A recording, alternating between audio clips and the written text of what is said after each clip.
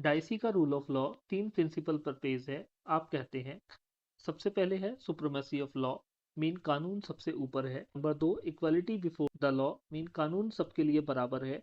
और तीसरा है प्रेडोमिनेंस ऑफ लीगल स्पिरिट, न्यायिक समीक्षा और कानून की व्याख्या और प्रवर्तन में न्यायालयों की भूमिका को महत्व देना। Supremacy of law mean no one is above than the law and everyone is subject to it, including government official and private citizen. This principle ensure that law are applied equally and fairly. Number 2, equality before the law.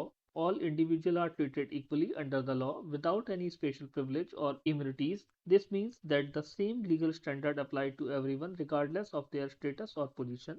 And number 3, predominance of legal spirit. The general principle of the constitution are the results of judicial decision rather than legislative measure. This principle emphasizes the importance of judicial review and the role of courts in interpreting and enforcing the law.